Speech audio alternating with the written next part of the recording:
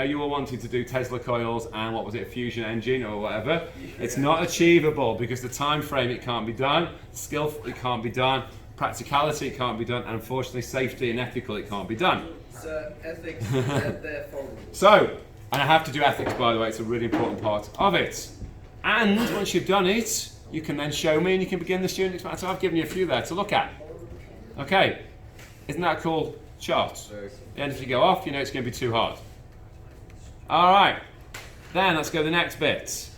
A lot of you are asking me whether we do a hypothesis or research question. We have to actually, I was going to say legally, it's not a legal obligation, but as part of the student experiment, we're meant to do a research question. So we're going to do, most of you will do just a research question, but with the odd person or persons, I might actually nail it down into a hypothesis, which just makes things a lot easier, because you should be able to rattle off your research question. Blah, blah, blah, blah, blah. If you can't rattle it off, it means maybe we need to simplify it even more. If, then, when, because. So like for that other one, you'd say if what happened, then something else happens because.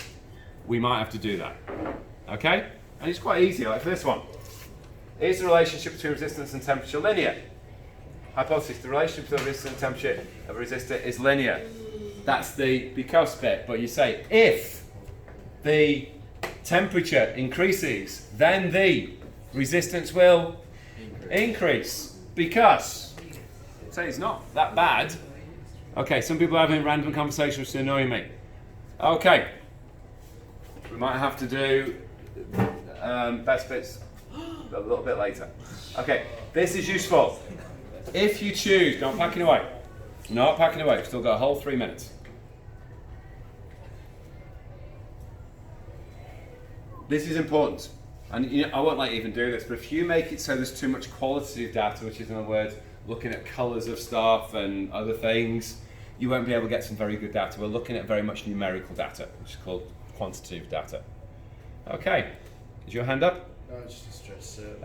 I've highlighted a few things to look at about equipment, but you know that already. I've highlighted risk assessment for people who want to build dangerous things, because it means you can't do dangerous things basically because there's a pyramid of risk. You need to know that. When you're doing an experiment, you're the adults as well in this room. I'm the foreperson, you know, the boss of you, but you are adults. You need to understand how lab safety works. You've done that already with Mr. Gill. And there's a couple of other things about refining. We don't need to go any further yet, because what's your job going to be? Either this afternoon, you can do it with me if you want to stay, or tomorrow morning, or in lesson. What do we need to do? We need to get a what? Research question. Have I been nice and given you loads of information? Yes. You don't need to know, you don't need to just copy one of these though, you can, but I'd probably try and think of something else. All they've done is just change things. Like look, what's the relationship between specific capacities and viscosities? That was the one you were talking about. Look, you have done that, but a simplified version of that. Unfortunately, a lot of the mandatory practicals in physics are really boring, so you probably don't remember them. You probably remember more about the Van der Waals generator and other stuff we've done because they're more fun. Of course you would. That one we did very quickly last time was a mandatory. They're just ones that you can base things on. Any questions? Okay, stand up. Okay.